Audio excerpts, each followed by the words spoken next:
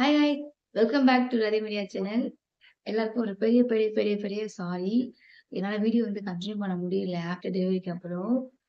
எனக்கு lots of problem health issues கொஞ்சம் இருந்துச்சு. என்னால ரெக்கவரி ஆக முடியல ஈஸியா. அதனால தான் வீடியோ பண்ண முடியல. Actually baby பொறந்துட்டாங்க. பேபி பொறந்து எனக்கு 2 1/2 மந்த் கம்ப்ளீட் ஆயிடுச்சு. பேபி எப்பவுமே அழுதுட்டே இருப்பாங்க. அதனால என்னால கன்டின்யூ பண்ண முடியல. எனக்கு ஹெல்த் ரெக்கவரி ஒரு 1 1/2 மந்த் இருந்தாலும் என் பாப்பாக்கு கொஞ்சம் டைம் கிடைச்சா கூட பண்ண முடியாது. சமைக்கிறதுக்கு இருக்குமா, அதனால என்னால வீடியோ எடுக்க முடியல. இன்னைக்கு கூட இப்போ நைட் டைம் எடுத்துட்டு இருக்கேன். பேபி தூங்கிட்டு இருக்காங்க. ஸோ அதனால இப்ப எடுத்துட்டு இருக்கேன் வீடியோவ. Actually date 15 குடுத்துருந்தாங்க. 15 குடுக்கும்போது நான் என்ன பண்ணேன் அப்டின்னா, அன்னைக்கு மார்னிங்கே கிளம்பி நாங்க அதுக்கு முன்னாடி வரைக்குமே எனக்கு எந்த பெயினுமே வரல. சரி ஓகே நம்ம ஹாஸ்பிட்டல் போகலாம்னு சொல்லிட்டு 15 அன்னைக்கு சொல்லியிருந்தாங்க. பெயின் வரலன்னா நீங்க வந்துரணும்னு சொல்லியிருந்தாங்க. சரி திங்ஸ் எல்லாம் கொஞ்சம் பேக் பண்ணிக்கிட்டு நாங்க கிளம்பி போயிருந்தோம்.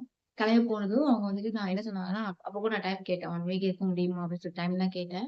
அவங்க என்ன சொன்னாங்க, "சரி செக் பண்ணி பார்க்கலாம்" அப்படின்னு சொல்லிட்டு கூட்டிட்டு போயிட்டு ஸ்டொமக் செக் பண்ணாங்க.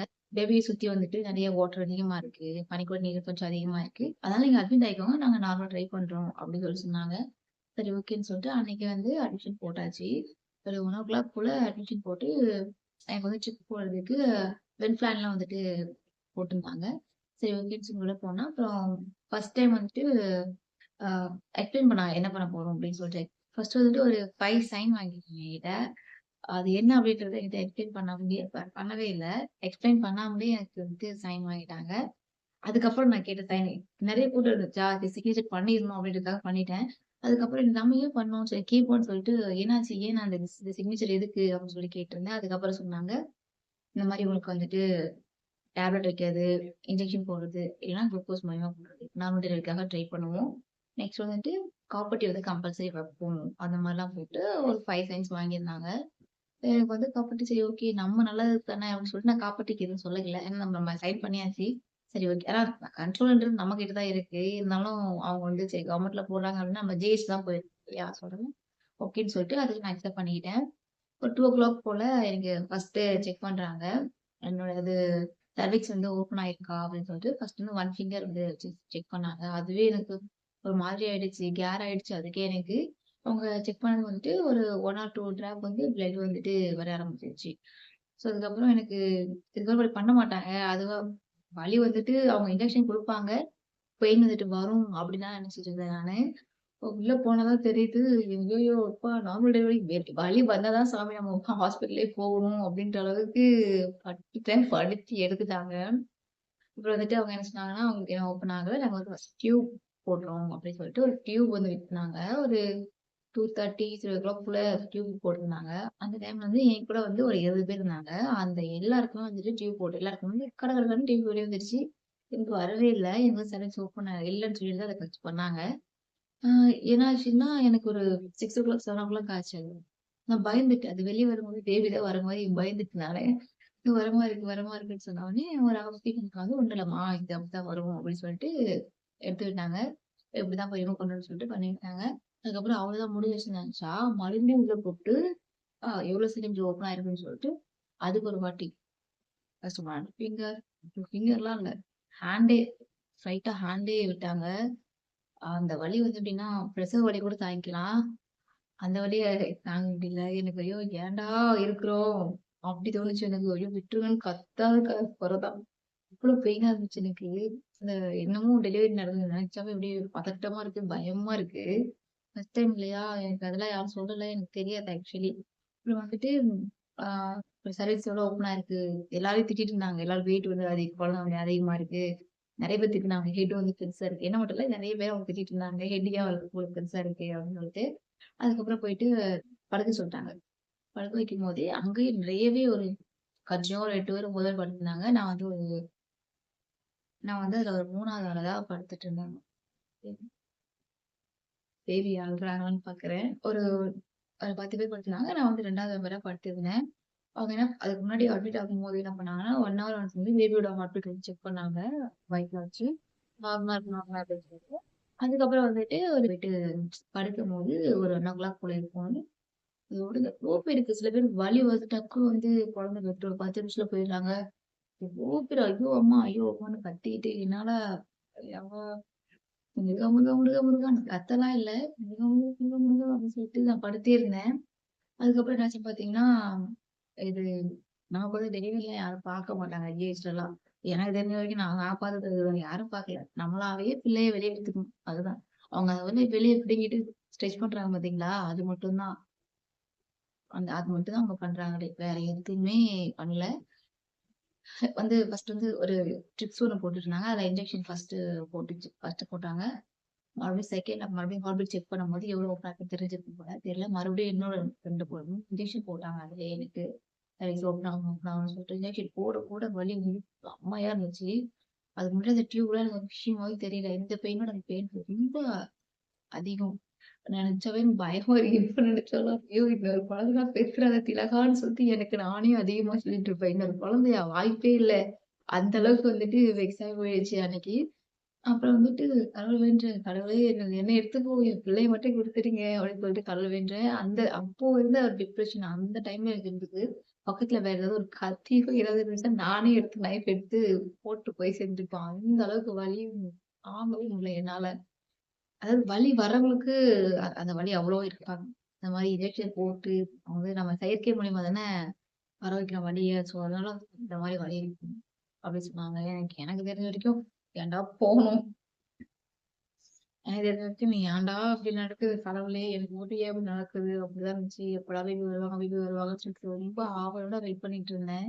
அப்புறம் கடைசியா ஒரு வழியா வந்துட்டு ஒரு 7:10 இருக்கும். மார்னிங் 7:10க்கு பேபி வந்து வெளிய வந்தாங்க. பேபி வெளிய வந்தாங்க. அது வர வரைக்குமே நமக்கு ஒரு பெரிய வலி இருந்திருக்கும் இல்லையா? அந்த வலிலாம் ஒரு வலியாவே தெரியல. குழந்தைய பார்த்து தூக்கி விடு இதான் உன் குழந்தை பாருன்னு சொல்லி பார்க்கும்போது, அந்த வலி எல்லாமே நொடி பொழுதுல அப்படியே எனக்கு மறைஞ்சு போயிடுச்சு. நெக்ஸ்ட் வந்து பார்த்தீங்கன்னா, நமக்கு வந்து கட் பண்றாங்க இல்லைங்களா? பேபி வந்து கட் பண்ணி தையல் போடுவாங்க. அது எப்படி போட்டாங்கன்னு பார்க்கலாம் பாருங்க. அது எப்படி போட்டாங்கன்னு சொல்றேன் பாருங்க. ட்ரைனிங் பசங்கலாம் இருப்பாங்க இல்லையா? நான் கடவுள வேண்டிட்டேன். பகல்ல மட்டும் ஒரு அந்த ஜெனரல் ஷிஃப்ட்ல மட்டும் எனக்கு குழந்தையே பெத்துறவே கூடாது. அப்படின்னு நான் கடவுள வேண்டிட்டே இருந்தேன். அதே மாரி ஜெனரல் ஷிஃப்ட்க்கு முன்னாடி நான் வந்து குழந்தை பெத்துக்கிட்டேன். அவ்ளோ ட்ரைனிங் பசங்க இருப்பாங்க. அவங்க நம்மளால குறை சொல்ல முடியாது. அவங்களால இல்லனா நம்மளால அங்க டெலிவரி பார்த்துருக்க முடியாது. அதனால எனக்கு ஒரு ஒரு மாதிரியா இருந்துச்சு. நெறைய ஜென்ஸ் முன்னாடி இருக்க ஒரு மாதிரியா இருந்துச்சு. ஆனா நான் வந்து நைட்ல இருந்ததால ஒரே ஒரு தம்பி மட்டும் தான் இருந்தாரு. மத்த எல்லாமே வந்து கேர்ல்ஸ் தான் இருந்தாங்க.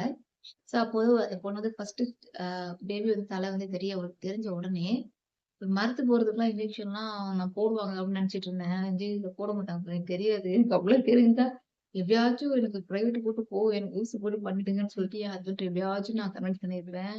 எனக்கு தெரியாது அப்படியே பச்சையா கட் பண்றாங்க. எனக்கு அத கட் பண்ணும்போது எப்படி இருந்துச்சு தெரியுமா? நம்ம நார்மல் சிக்கன் பீஸ் அதெல்லாம் எப்படி சாதா கட் பண்றாங்க அந்த மாரி. அதெல்லாம் அப்பதான் நான் உணர்ந்தேனே. அத உயிரோட கட் பண்ணா எப்படி இருக்கும்? அந்த மாரி ஒரு ஃபீல் சதக் சதக்குன்னு கட் பண்றாங்க பச்சையா. கட் பண்ணிட்டு நெக்ஸ்ட் வந்து அவங்க வந்து தையல் போட்டாங்க. ஃபர்ஸ்ட் ஒரு நர்ஸ் தையல் போட்டாங்க. அதுக்கப்புறம் அதுக்கு இன்னொரு மேல வந்து ஒரு தம்பி வந்து போட்டான். நான் அந்த தம்பி கிட்டலாம் பேசுறேன். வலி தாங்க முடியாம.